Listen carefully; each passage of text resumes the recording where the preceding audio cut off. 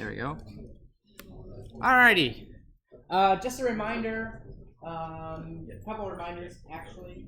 So you've got homework 4 now to be working on. The unit tests for homework 4 are due today. It says noon on the website, which is in 20 minutes. Hopefully you already got them in. If you didn't already get them in soon. If it's a little bit after noon, if it, as long as they're in by, in the next little while, that should be fine. Make sure you get them in, because I'm going to be going through those tonight and tomorrow morning to put together the unit tests for this assignment so that you can use them. The other thing I wanted to remind you of is the exam regrades are still open. If you've submitted a regrade, I haven't got around to looking at them yet. I will, I promise. But if you want to submit a regrade, you need to do that by Tuesday.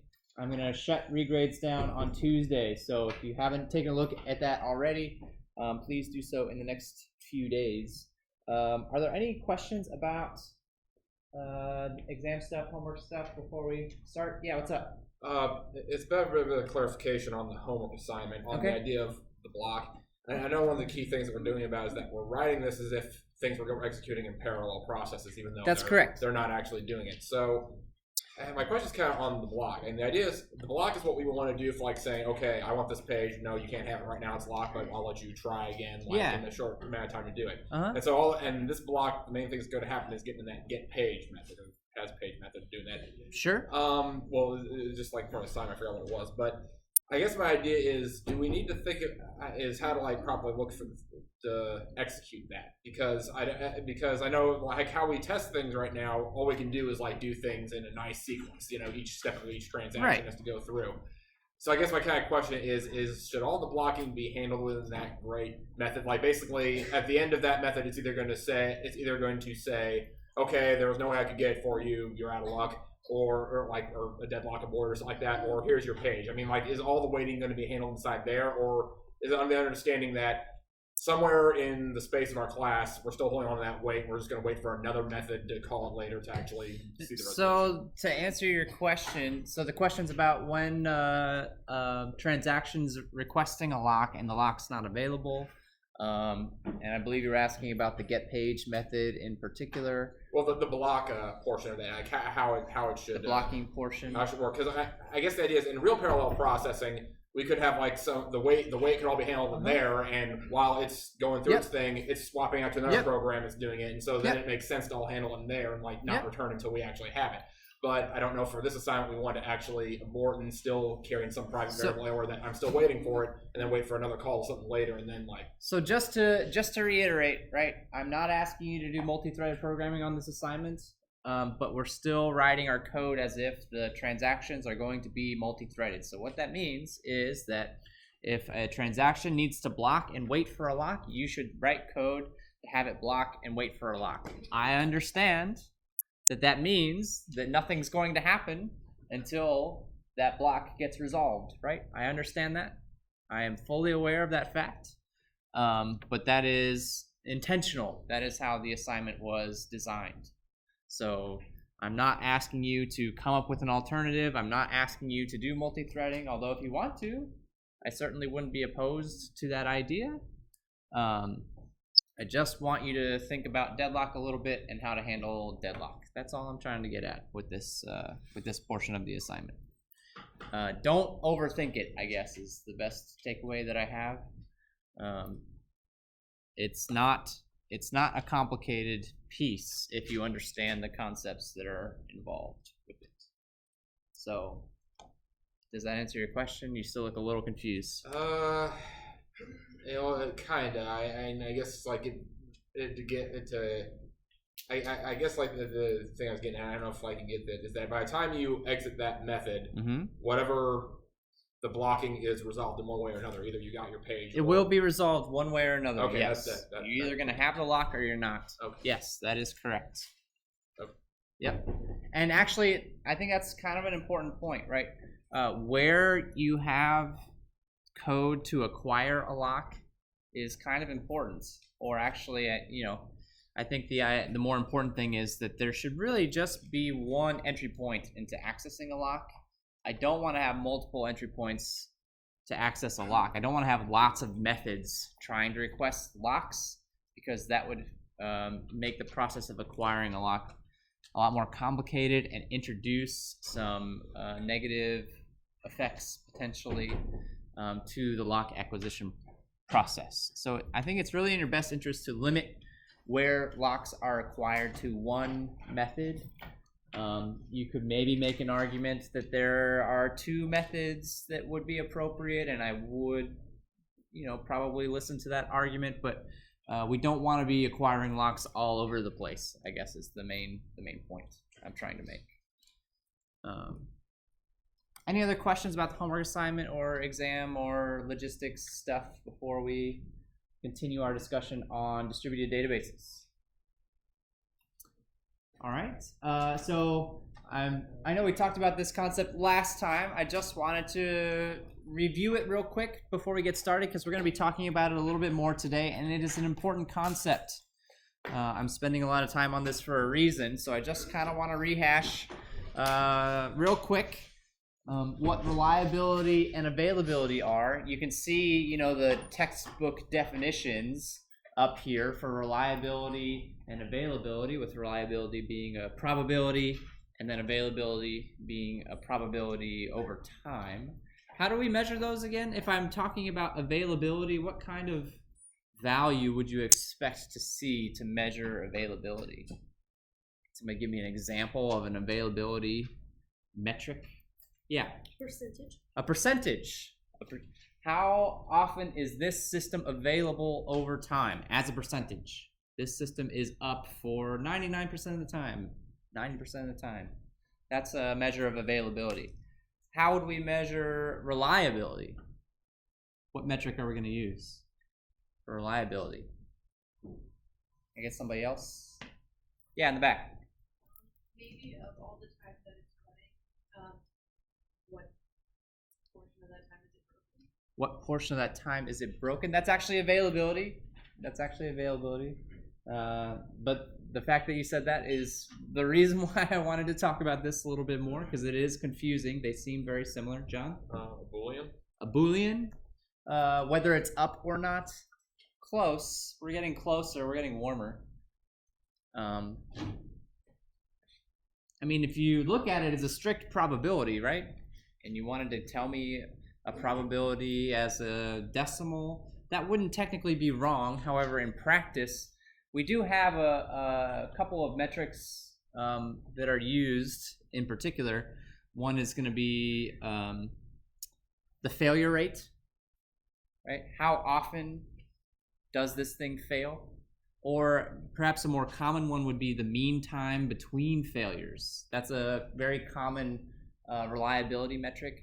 How long do I expect this piece of equipment to run before it fails?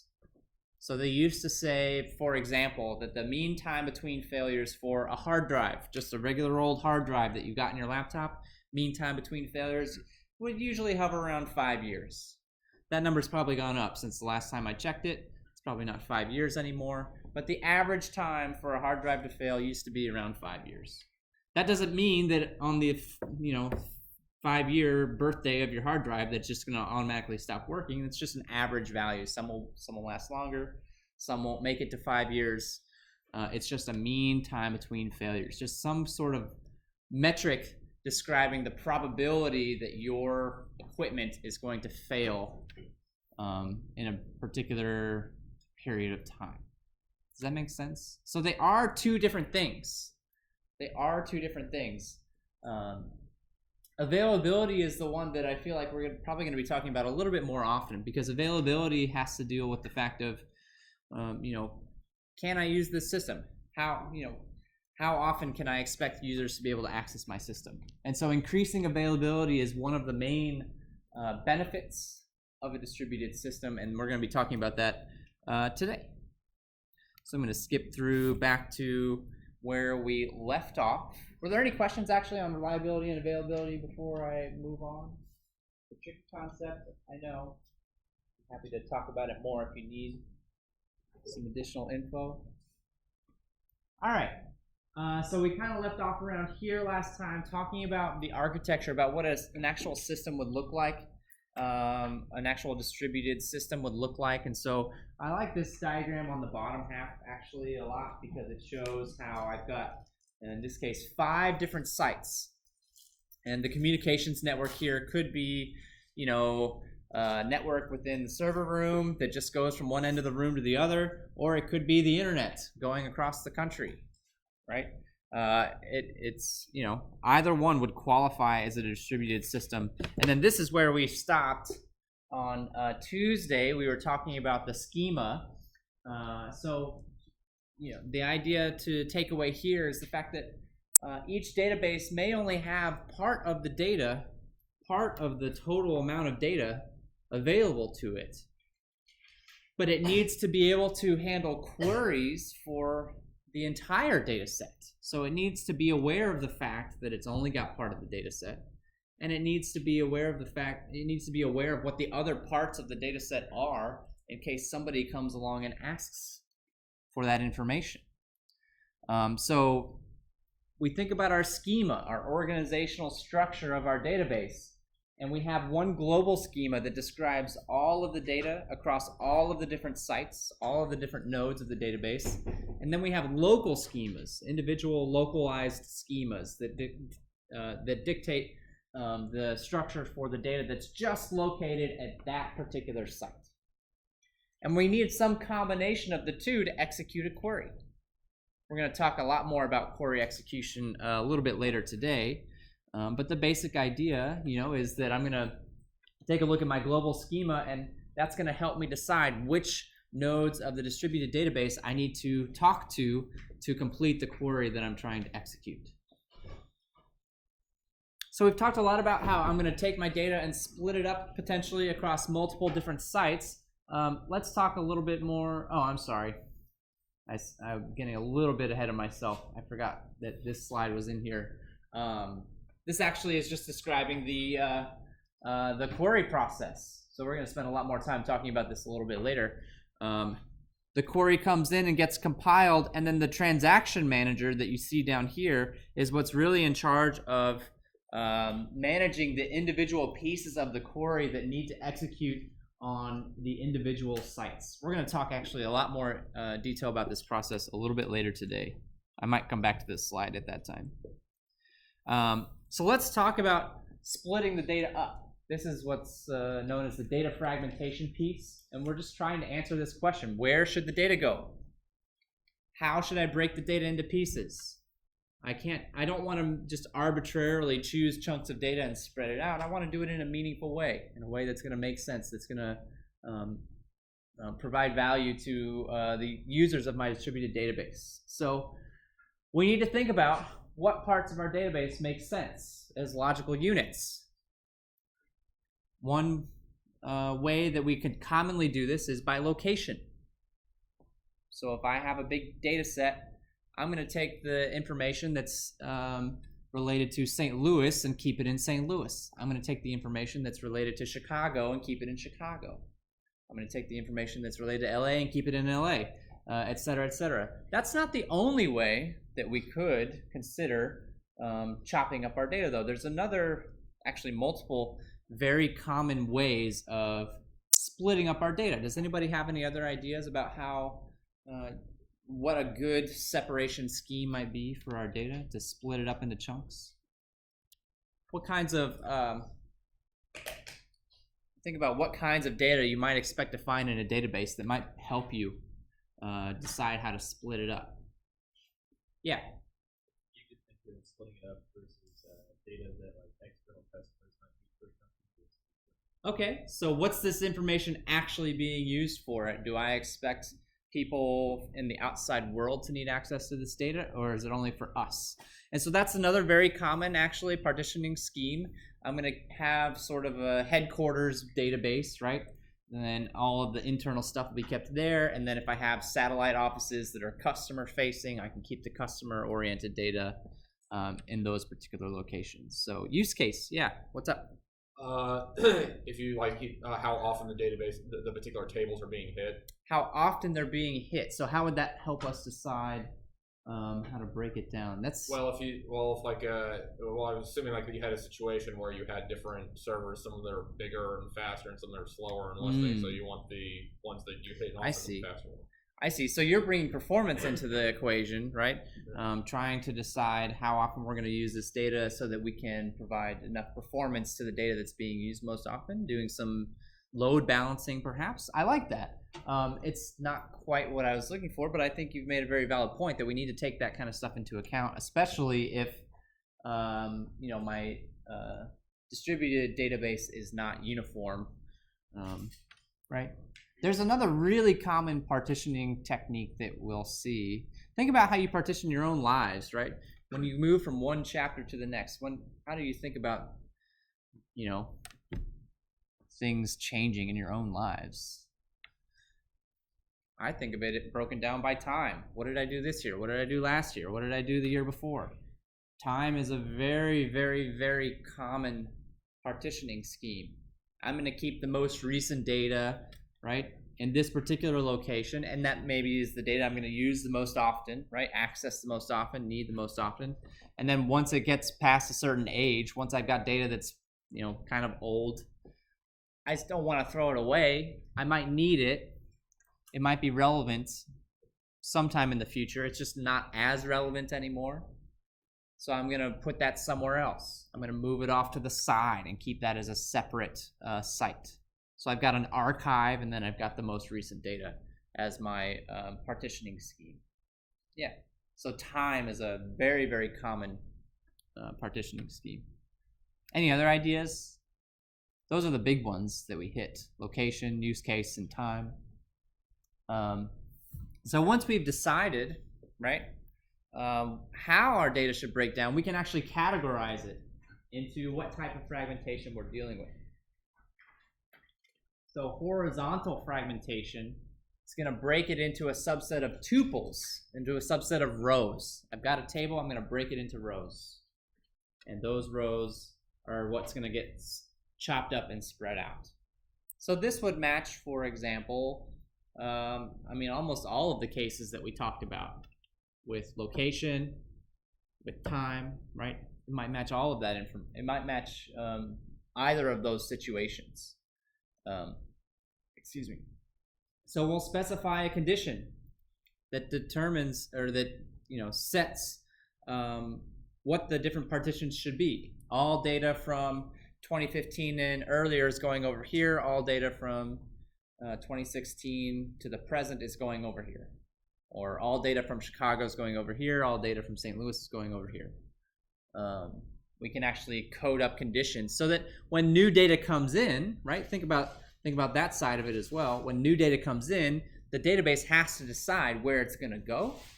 And so if we code up these conditions, it's obvious, or it should at least be somewhat straightforward for the system to figure out which of the available sites a particular piece of data should live on.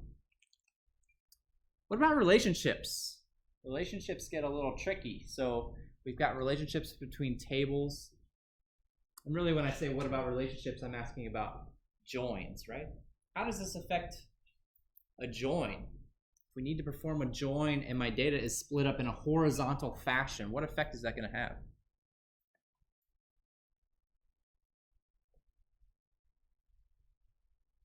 Yeah. Do you have an answer? I wouldn't think that it would necessarily do it because it's like a join is reduced to like inserting rows now. You don't have to because everything would still have the same columns. It would just be. So everything has the same columns, but remember that we have to verify the join condition, and so verifying that join condition is trickier now because I have to match some rows that are over here and some rows that are over. Okay. This is a test of the Washington University Emergency Notification System. This is only a test. There is no emergency at this time. Cool. For further information, visit emergency.wunstl.edu. All right, that was fun. So when we're trying to perform, oh my gosh. This is a test of the Washington University. It's on the computer too. System. It's on my This computer. is only a test. There is no emergency at this time. For further information, visit emergency.wustl.edu. Are you going to do it again? No? I'm afraid now. As soon as I start talking about joins. All right. So if we're performing a join, I've now got data that's spread out across multiple sites. And so I'm going to have to talk to both, or it might be more than two. I'm going to have to talk to all of them, right, to perform that join. A join, especially the most naive version, a nested loop join, needs to visit every single row in the table. But now every single row in the table is spread out. So that's going to make my join performance worse, much worse as a result, right? That's something that we need to take into account. And we're actually going to see a concrete example with some numbers and some math a little bit later on today. So we can also talk about vertical fragmentation, which is I'm going to break things down into subsets of columns. So I'm going to take one table, instead of separating it out by rows, I'm going to separate it out by columns instead. So think about the effects of that. This would be a good example for the situation where I'm going to keep, maybe customer data separated out from data that doesn't need to be externally facing, right? This would be a good time for vertical fragmentation. How do we reconstruct the original tuples? If I have a row, I chop it in half, I send half over here, and I send half over here. At some point in time, you can imagine that I'm going to want to take those two halves and join them back together, right? How do I do that? How can I make sure that that happens properly? Yeah. You retain the primary key within each. I have to keep the primary key for both halves. So I can chop up my rows vertically if I want to, but the primary key has got to stay with both parts. Or actually, it doesn't have to be in half, right? I can chop it up into as many pieces as I want, but the primary key has to stay with each piece so that later on I can figure out how to stitch it back together and create the original row. And think about how this affects relationships. This may actually provide some advantages when it comes to joining. The primary key is with every piece, and that's usually what we're going to be joining across, right? So that's not necessarily a problem anymore that we have to worry about. And if I can find the columns that I want to on one site, I no longer have to bring every other location into it necessarily, although I might. If the query is looking for columns that are in multiple places, then I am going to have to bring those places in. But if not, then I can actually save some time. Yeah. So if you wanted to do a join on the primary keys and do a where condition, and that column that how do you know which site you're looking at? So every site knows what data it contains, right? But then you have to go through each site to see if it contains. So the answer is maybe, and it depends on the implementation. In some implementations, the answer would be yeah, you do. You actually need to go to every single site and say, hey, do you have this? Do you have this? Do you have this? But I think you could see how that's gonna break down pretty quickly, right? If I have a small number of sites, if I'm looking at 3 nodes, that's not a bad thing to do. That's not too bad. If I have 100 nodes, then that becomes a big problem. And so what we're going to do instead is actually refer back to a couple slides back where I've got this global schema. This is not just the schema that tells me what the entire database looks like, but also which site is in charge of which section, so that I know, okay, I'm looking for this column, I need to go over here to find it. But this global conceptual schema takes space, for one. And we also have to make sure that it's consistent, that everybody who has a copy of that agrees with each other. So if the schema changes, I have to propagate those changes out to other ones, which is another complication, another time-consuming process that we have to take into account, which is why it can be useful for small distributed databases to omit that process and just do the brute force, ask everybody if they have what you want. It's all about trade-offs with distributed databases. Great question. Any other questions? All right. So we can actually use relational operations to specify fragmentation. which relational operation is going to help me specify horizontal fragmentation? Think back to homework 2, those relational operations you implemented. Which one corresponds to horizontal fragmentation? The where, which is which relational operation? Select. Yeah, select. A where clause or a select relational operation would help me specify how I want to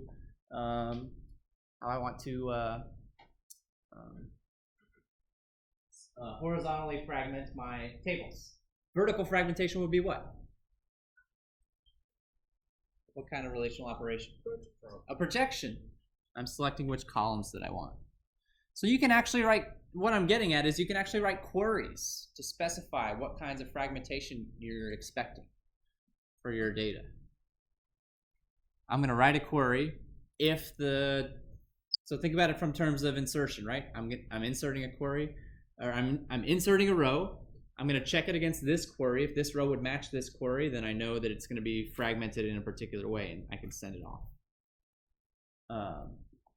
And then which operations are going to reconstruct fragmented tuples? So for vertical fragmentation, we already kind of talked about taking the two or more pieces and stitching them back together. That feels like a join. What about a horizontal fragmentation? How do I recreate the original table if I'm using horizontal fragmentation? It's a union. Yeah, it's a union. Remember, joins feel kind of like they're taking two things and sticking them side by side, whereas a union takes two pieces of data, two data sets, and sticks them one on top of each other, where all the columns are going to match. So I'm expanding my set out. So a union would reverse the horizontal fragmentation. Good. Any questions? All right, some other things we can talk about are replication. So replication is the duplication of data. I'm going to have more than one copy of my information. So just because I'm using fragmentation does not necessarily mean that I'm also using replication. Just because I'm using replication does not necessarily mean that I'm also using fragmentation, right? But I can use both if I want to. At the same time, I can use fragmentation and replication. Think about what that would mean. Maybe I'm only replicating part of my database, not the whole thing, but just one fragment, one part of the database. I'm making the claim here that replication improves availability. How? Yeah. If you're locking up a table, if it's copied, it's not locked up.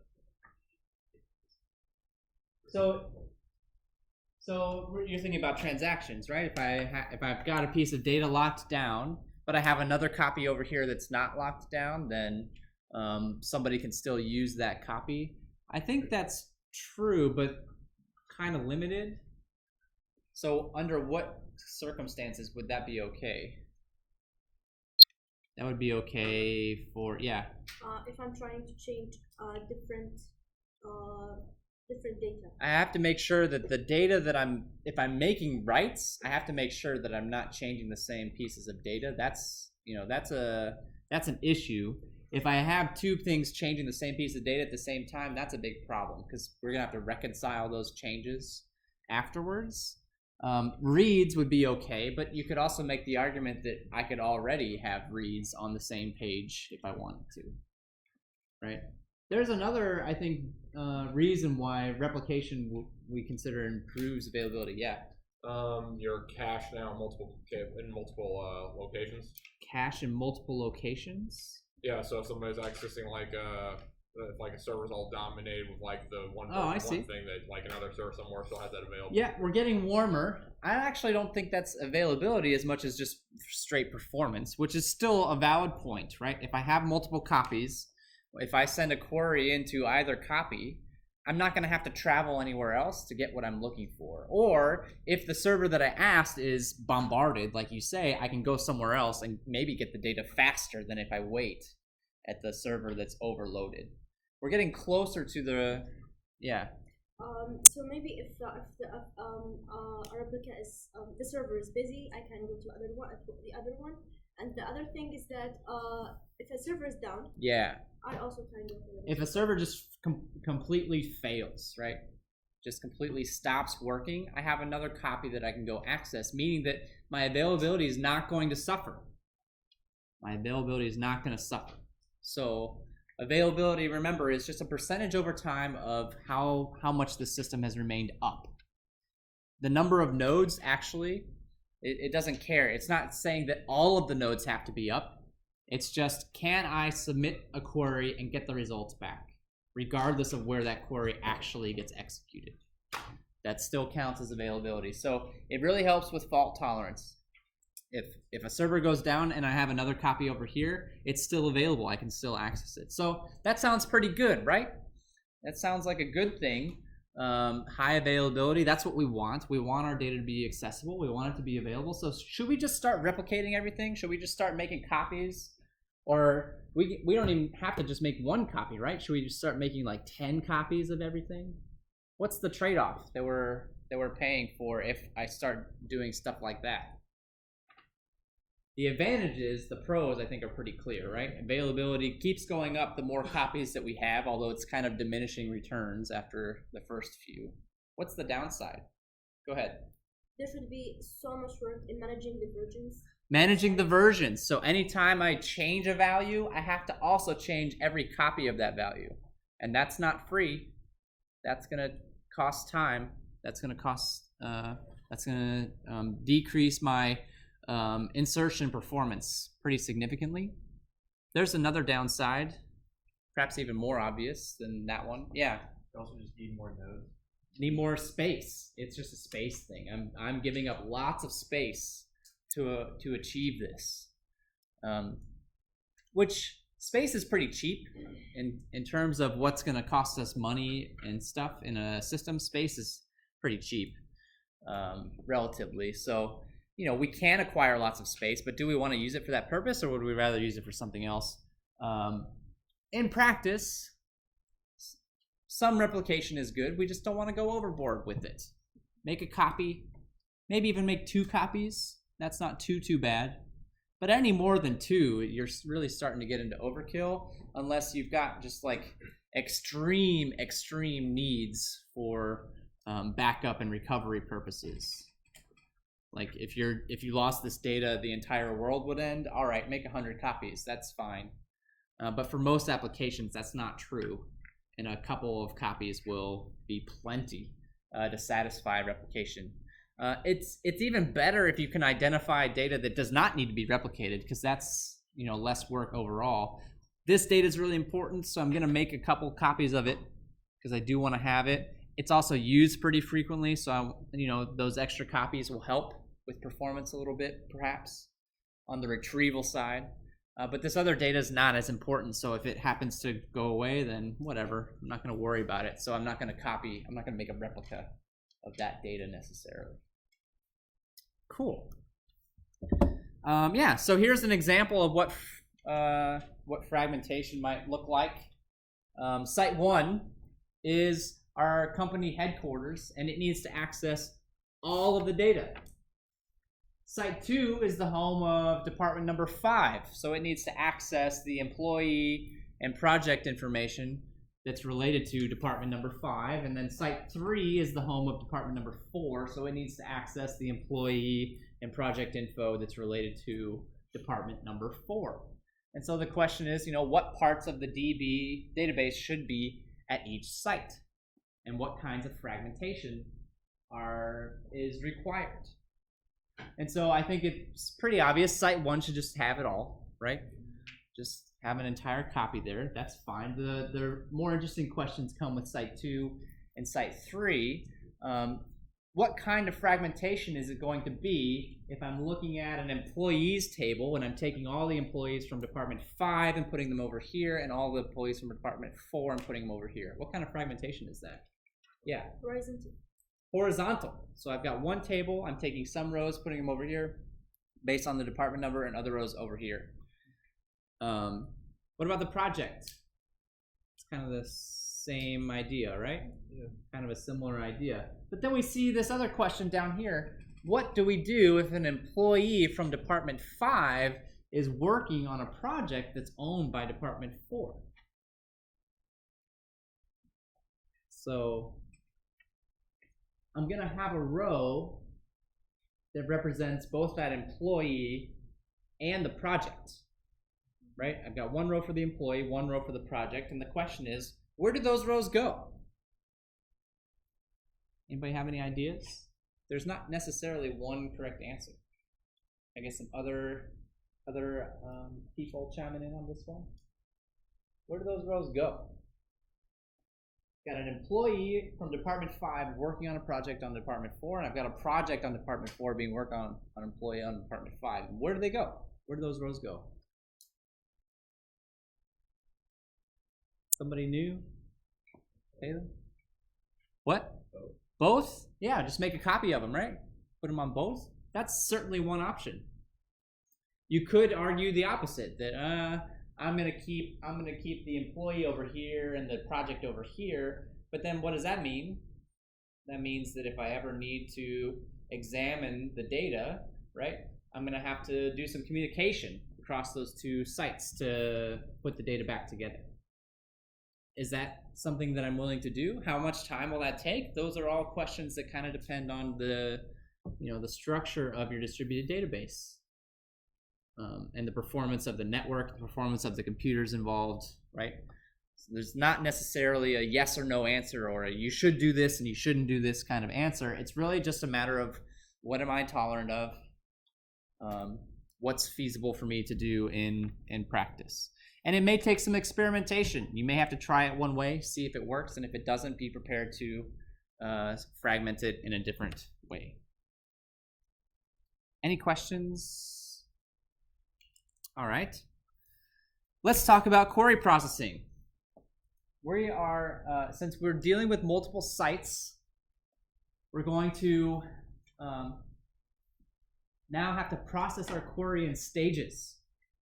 So the first thing that I need to do is I need to map the query to the different sites where the data lives. And I might have multiple options, right? If I'm dealing with one chunk of data, there might be multiple sites that could satisfy that. That's something for me to be aware of, but ultimately I'm probably just going to pick one of them. So I need to map the data to where it goes, which sites it belongs to, and then we'll localize it. I'll take the query, I'll actually make it into smaller subqueries. That are going to be executed on each of the individual sites to represent the chunks of data that need to be retrieved from each individual sites. Then we do some global optimization. So let's think about this. What are we actually optimizing here? We've talked about optimization. I talked about optimizing joins and optimizing our query trees and things like that, but that's actually not the kind of optimization that I'm talking about here. What kind of optimization am I talking about here? What are we worried about in terms, what's a big factor that's influencing our performance now that we're dealing with a distributed database? Yeah. How many different places we have to go in order to get all our data. So how many nodes we have to go to, or I think we could even generalize that even a little bit more, right? It's the network, the communication piece. I want to reduce the amount of communication that I'm doing as much as possible. So I'm going to run those smaller queries through the optimizer to see if I can, reduce the amount of communication needed. I have to worry about things like, we're going to see this in an example in just a little bit. If I'm performing a join, should I perform the join first and then send the data back? Or should I just grab both tables, right, move them to the final destination and then perform the join? That's two different communication patterns that might lead to different performance, different results. So we're going to do a global optimization.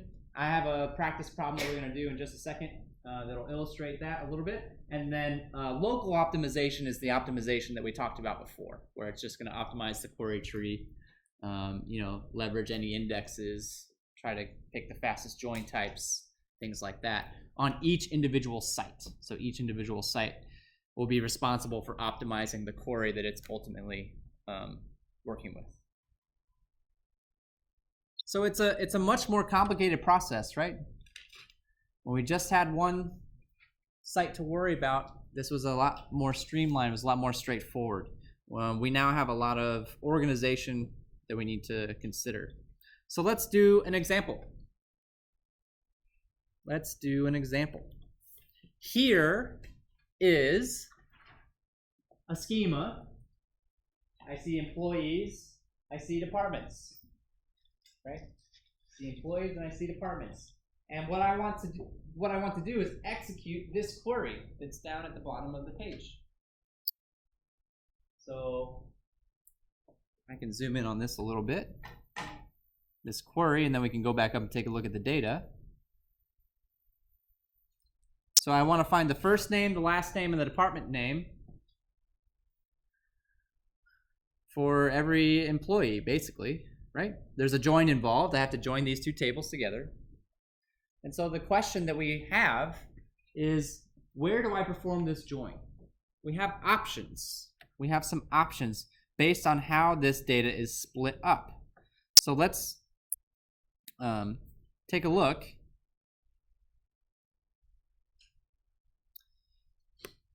I should probably try to, I scrolled up way too far, sorry. Should probably try to sketch this out a little bit so it's a little clear. The employee data is on one site, the department data is on another site, and we are submitting the query at a third site that's not shown. So there's no data on the third site. It just accepts our query and then has to decide, or maybe there is data, it's just not relevant to us. It accepts our query and then has to decide how that query is going to get executed. That's the situation that we are working with. So the question is this.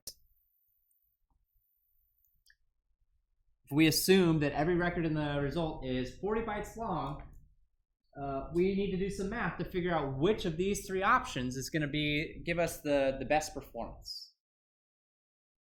Performance in this case being defined by the least number of bytes being sent, the least number of bytes being communicated, because the more bytes I have, the longer that communication is going to take. We're trying to minimize the communication pattern as much as possible. So one option is I'm going to take both the employee table and the department table, send the entire tables back to the third site, and then perform the join there. Or I can take the employee table, send it to the site where the department table is, do the join there, and then send the results back. Or I can take the department table, send it to where the employee table is, do the join there, and then send the results back. Does that make sense? How we have those three different patterns that we could use to execute? So the question now is, all right, which one's gonna be faster? And we gotta do some math.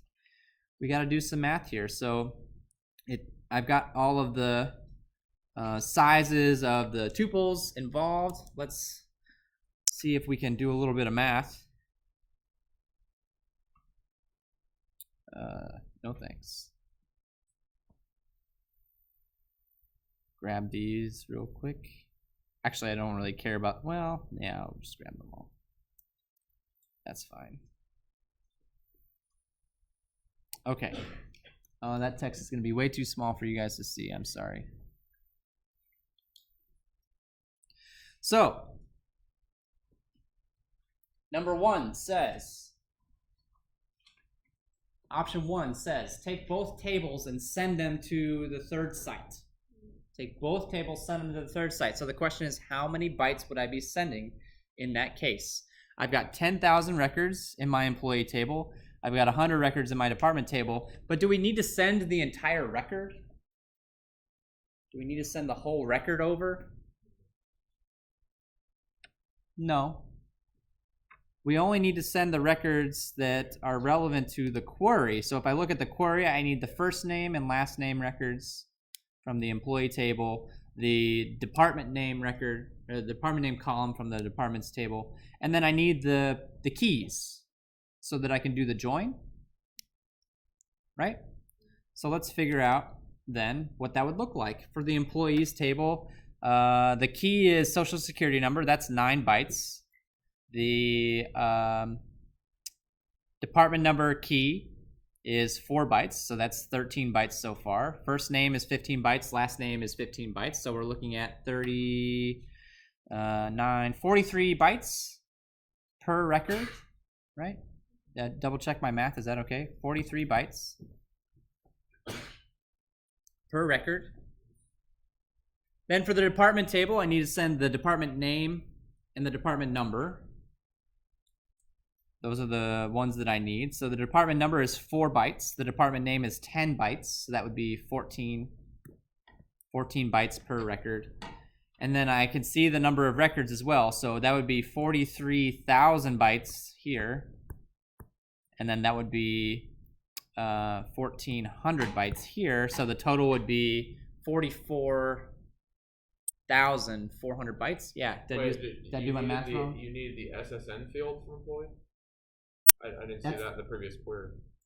That's the primary key, I believe. Or am I doing it wrong? Hang on, let me double check. Oh, I'm sorry, I don't need the SSN. Thank you, my fault. I do need the department number, so it's not 43, it's 15, 15 is 30, plus Dino, that's 34. Is that right? Yeah. Sorry about that, my fault. 34. So that would be 35,400 bytes, right, for option 1. So I'll write this down. 1 would be 35,400. 340,000? Oh, you're right. Yeah. Accidentally a 0. My bad. So that means it would be 341,400 bytes. There we go. Thank you.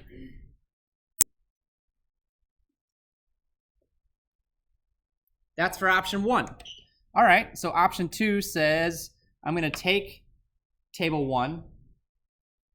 I'm going to leave these numbers up here because I feel like we're going to need them, right? I'm going to take the employee table. I'm going to send it over to the departments table and then do the join there. And then send the results over to the other one. So the first part of that equation would be this 340,000 number, right? The second part of the equation wouldn't be 1,400 anymore. It would be whatever the result of the join looks like. So the problem said that the join results would be 40 bytes long. How many records do I expect to have as a result of this join? How many records do I expect to have? 10,000. 10,000.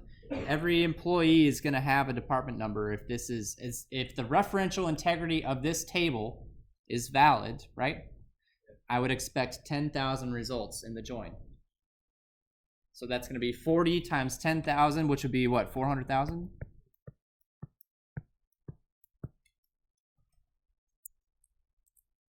So that's a big number, right?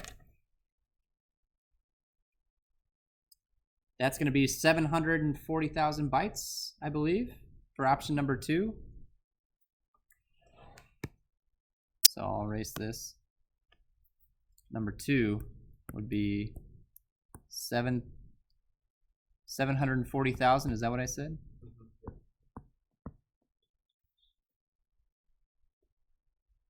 So that's actually worse. It's actually worse than the first one.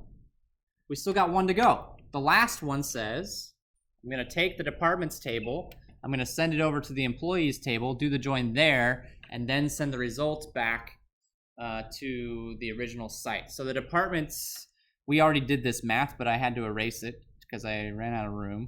We said the department value would be, what was it, 1,400? So I'm sending 1,400 bytes. I do the join. The result of the join is the same as it was last time. So that would be, what did we say that was? 400,000. So that would be 401,400 bytes. For option number 3. And so if we look at these values, clearly option number 1 looks like the best option. Is that surprising to you? Yes. It's a little surprising, right? It's a little bit surprising. The reason that that happened is because the result of the join ended up being bigger than either of the individual tables, which kind of makes sense because a join is going to tack additional columns on, right? Join is going to add additional columns to the data set. So it's going to make the data set bigger. So in this particular case, it's more advantageous for us to send each table individually and then do the join at the third site. But these are the kinds of computations that the global optimizer is making. When I talk about global optimization, that's what we just did. We did a global optimization on this. I have to break this down into chunks. How do I do that? What chunks are going to be the ones that make the most sense? Are there any questions about this? Are there any questions? If we had taken a more naive approach, we would have maybe gotten a different result. If I had just said, I'm going to send the whole table, all of the columns, I would have gotten a much different result because these records are 100 bytes long and these records are 35 bytes long. So that would have maybe gotten us a different outcome, perhaps. Yeah. I noticed on the previous slide we had that like global optimization occurs before local optimization, Mm-hmm. but in order to achieve this kind of result, we kind of need to consider local optimization first. That's true, yeah. And so, like a lot of things, actually, that we've seen in this class, it's a little misleading to say that things always happen in the same order. We saw this with query execution too, right? I can't always say that the where clause is going to happen first. I really wanted to, but sometimes parts of it are going to be done a little bit later on in the process. And the same thing's true with the query processing phase. I'd really like to do some of these optimization steps as early as possible, but depending on the queries that I'm trying to execute, I may have to adjust that order a little bit. If I truly followed this order, right, I did the global optimization first, I'd probably get a different answer, like the one I was just talking about, where I'm sending the entire table across. I'm not doing any projections on that table. I'm just sending the entire table across. And you could do the math and see, what that might look like. It would get you a different result for sure.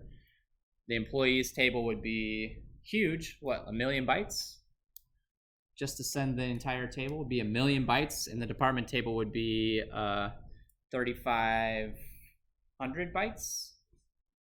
So now you can see that the employee table is going to be the main factor, not the join results. Not the join results. Any other questions? Any other questions? Let's do another practice problem. Let's do a variation on this as a practice problem real quick. We're going to redo this problem in a couple of ways. Here we have a different query. It's very similar, but it's a different query. And so the question is, how does that affect our results? Does it affect our results? The answer might be the same. Maybe the same transmission pattern is good for this query too. I don't know. How does this affect our results if we perform a slightly different query? And then we also have another question down here. We're assuming from the previous example that we just did that we're submitting things at a third site. But what if I didn't do that? What if I submitted it at one of the 2 sites where the database lives? That reduces the number of options that are available, right? But the question still stands. What transmission pattern is going to make the most sense if I remove site number 3 from the equation? How does that affect how the data is going to be sent? Take a few minutes, talk to your neighbors, do a little bit of arithmetic, and see if you can tell me how these 2 situations are going to influence our answer. And we'll go through them together in, 5 or 10 minutes or so.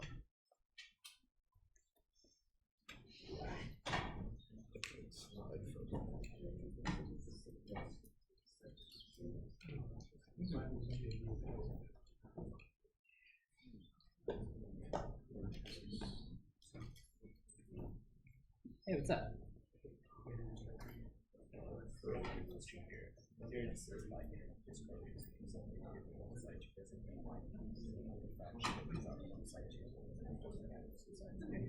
you can still get the data from site 1. You just have to compute how much information is. I just site 2. Yes, that's right. So the results have to go back to site 2, right? Yeah. I started it there, it needs to end there. That's what it really means. Which means a y to the combination of site 1 divided by 2 transfer all of the result back to site 2. That's what that means. Yes. So I really have the same issue. So the information will go to site one and get back to site two. The results have to end up at the same place where it was submitted. Yes. Think about it from a user perspective. If I submit a query and you tell me that my query results ended up in a different place, that doesn't do me any good, right?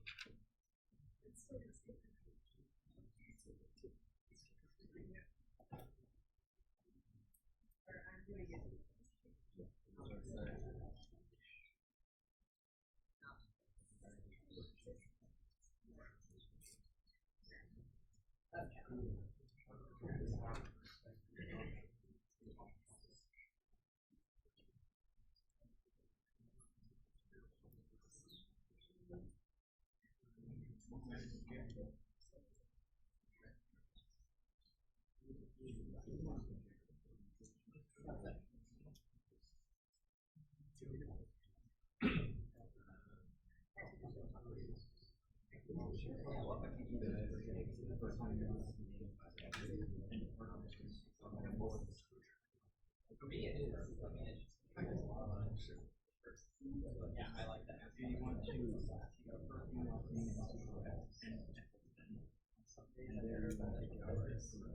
I certainly like to try and make it easy to interact with right.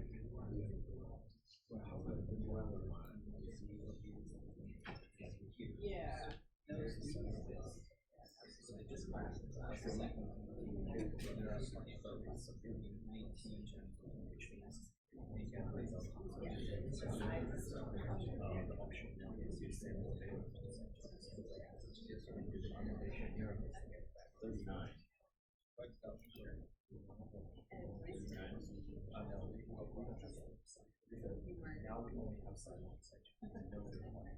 we actually have two versions of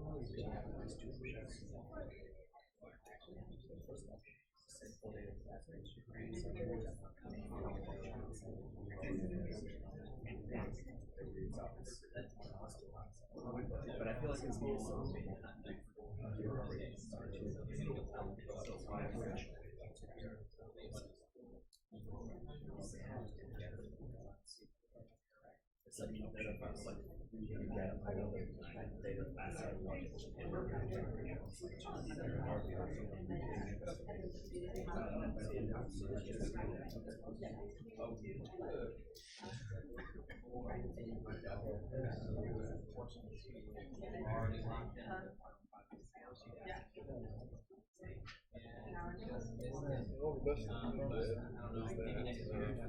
You only make not equivalent results. Oh, I mean, if you're just looking for general help, That makes sense. That makes sense. send me a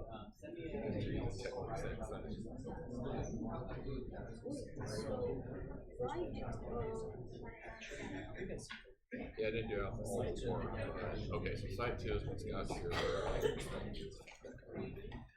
site 2 has like an open, so you don't need to like worry about any of this transfer stuff. And like site 2 is also going to have the results, so you don't have to worry about doing this one right here. So all you need to worry about is get your employee from site 2. For this one, you're going to want to first site 1 is first going to have to send stuff, send this part information to site 1, and then site 1 is going to have to send those results back to this. Okay.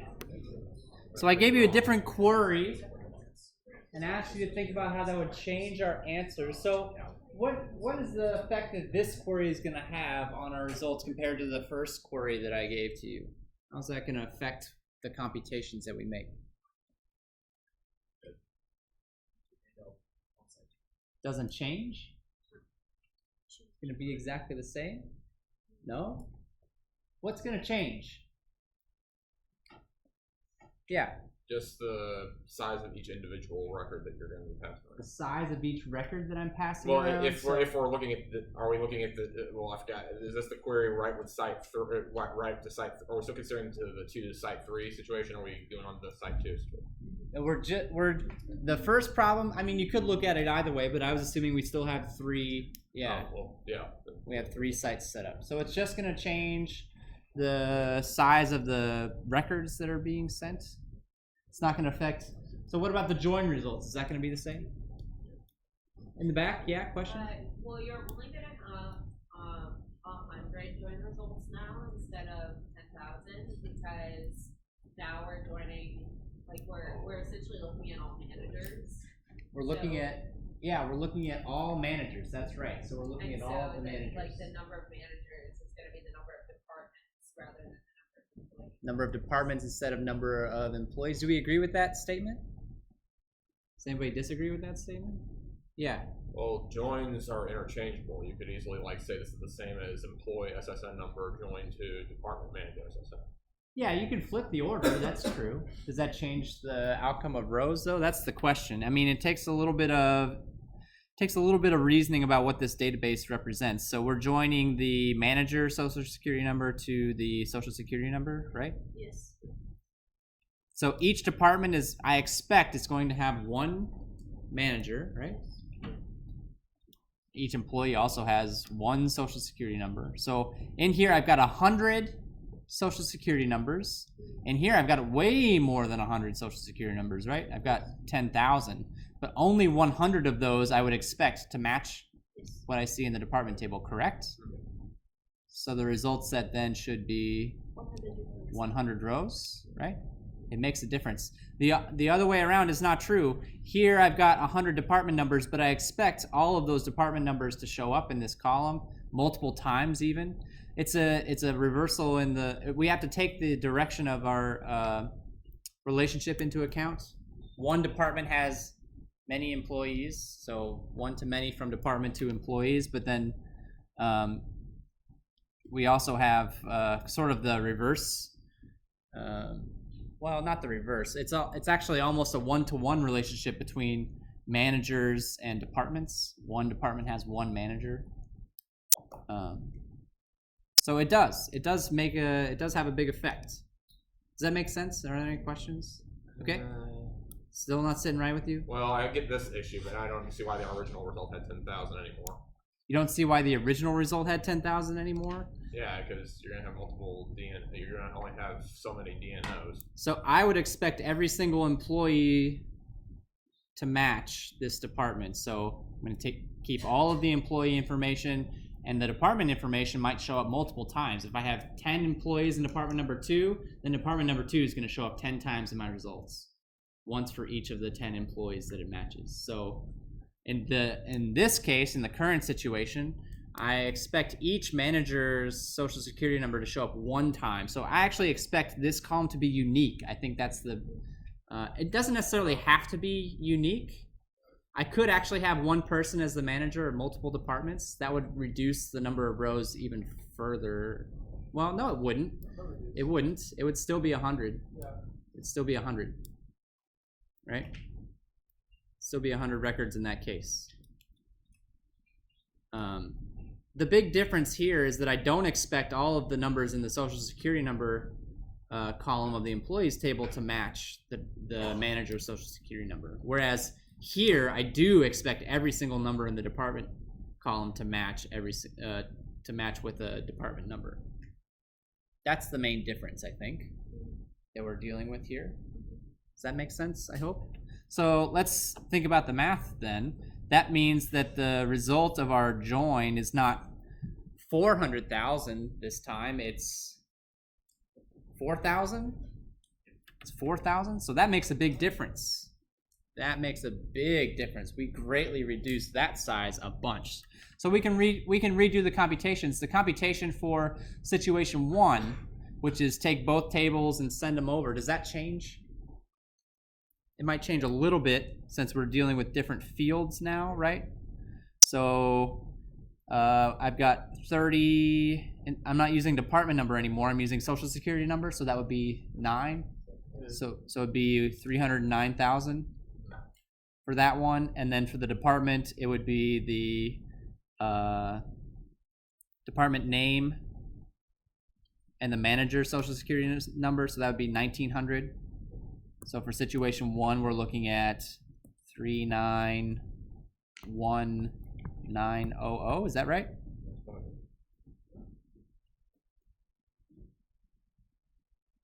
Did I do my math wrong? I think it's all right. For situation 2, that's what is that? Sending the employee table to the department side? Yeah. So I've got the 390,000 from the employee table plus the new size of my join. So that gives me how many bytes? 394,000. And then for situation number 3, which is take the department's table, send it over to the employee's site, do the join, send the join results back to site number 3, then I end up with, what did I say this was? 1,900 for the department's table, plus the join was now 4,000. So situation number 3 is going to be 5,900, correct? What a dramatic difference. What a major difference that ends up being.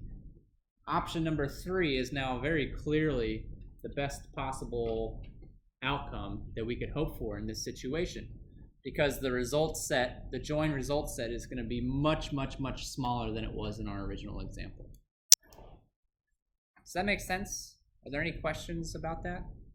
2 queries, 2 very similar looking queries, right, with a small difference between the 2, has a big effect on the transmission pattern of how those queries are executed. For our original example, it's much better to take the content from both tables, send them off to site 3 and perform the join there. In this situation, it's much better to send the department table to site 1, perform the join, and then send the results back to site 3. There was another one for us to take a look at, so let's switch over to that real quick and take a peek. The other option here said we're going to, so site 3 is going away now, and we're going to submit the query at site 2. You could do it for either query. I'm not sure which ones you guys used for this particular example. You could do it for both if you wanted to. I'll use the same one since those numbers are still kind of fresh in my head. Yeah, what's up? Why does option 1 and 2 have different results? Because we're using different columns from the table than we were in the original example. In the original example, we used department number, but now we are using the social security number. So the social security number is 5 bytes larger, which means that those bytes are, it's going to take up more space. It's more stuff I have to send. That's why 1 and 2 are different. Well, and the join. I mean, the join makes a big difference for number 2 as well.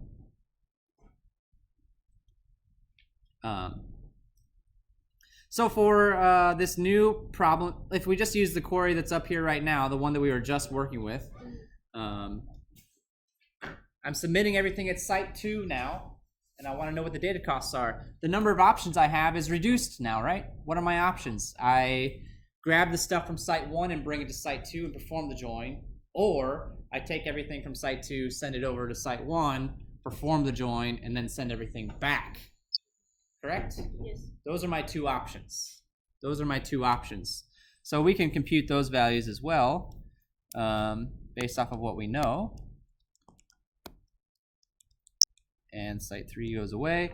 So option number 1 was send the employees table over to site 2 and perform the join there. So that's just going to be the size of the employees table, which we said was 390,000, right? So that would just be a straight 390,000.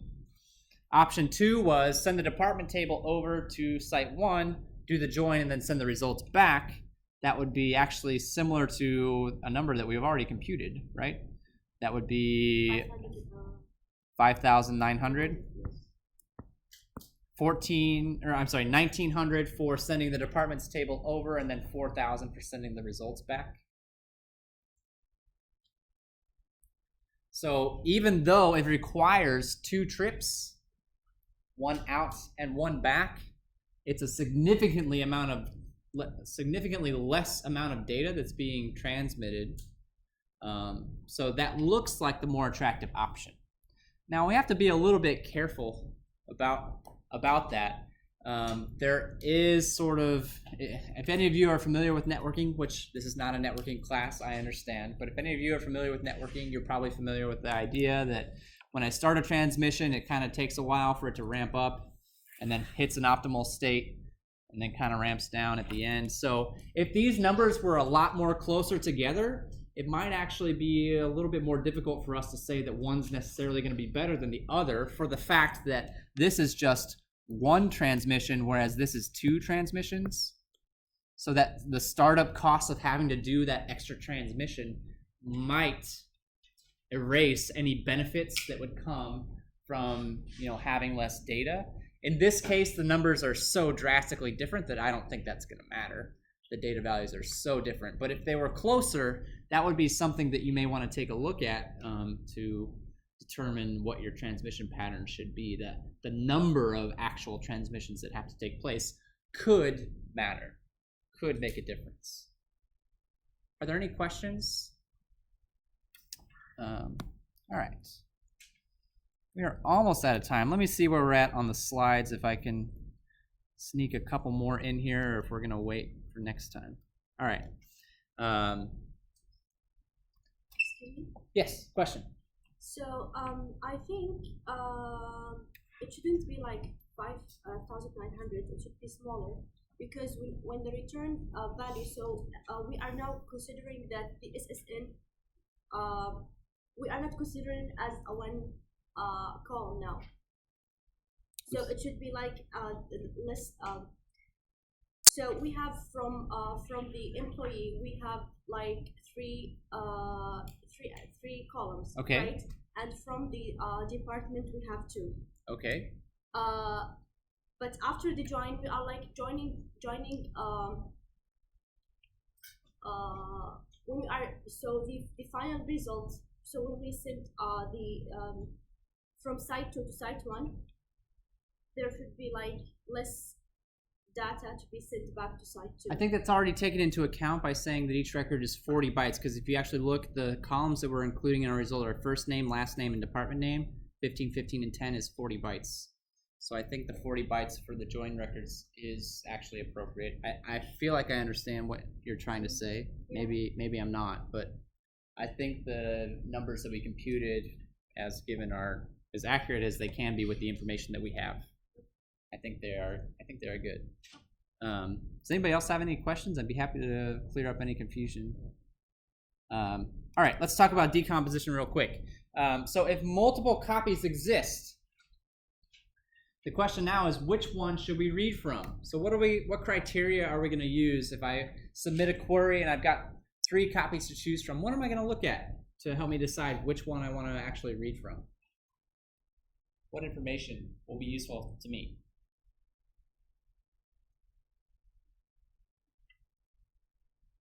Anybody have any ideas? Yeah. For the timestamp. So what is the most updated one? Most updated one? Well, actually, in an ideal world, they should all be the same, right? If I have multiple copies that are different, I've got a big problem. That means that my database is not consistent. So, assuming that the consistency is good, what information am I going to use to help me decide which copy I want to read from? John? Do we have a copy on this current server that you're actually accessing? So location, right? if I have one here where I am, that's going to be the fastest. If I don't, then who's the next closest to me? Where closest is a little bit of a misleading term. Closest really means, which one can I get to the fastest? Maybe this one is technically farther away, but if the network connection's better between me and that one, then I might be able to access it a little bit faster. So that's what I'm going to look for. Updating. We've already talked about this a little bit, right? But updating is a little bit more complicated, and we're going to talk about updates a lot more when we talk about transactions on Tuesday of next week. I now have to make sure that I'm not updating just one copy, but I'm updating all of them. I'm updating all of the copies. So in that sense, it doesn't really matter whether it's close to me or far away or where it is, because I'm going to have to touch them all eventually. All right, let's wrap up with this final question. Where do I go if I want to find out how many copies of a piece of information exist and where they're at? This is actually a review question if you think about it. What kind of information is this? The number of copies that exist and where those copies live? What kind of information is that? It's metadata. Where does metadata live? The catalog lives in the catalog. So the catalog now is going to take on an increased responsibility. It needs to manage all of the information about the distributed nature of our database. That's not something that it had to consider before, but we weren't using distributed databases before. So now the catalog takes on that additional responsibility. That's going to be important for when we talk about transactions, but I'm not going to have enough time to do that today, so we'll do that on Tuesday. Get your unit tests to me very soon, please. I'm going to be taking a look at those this evening. Otherwise, have a fantastic weekend. I'll see you back here next week. I would like to say,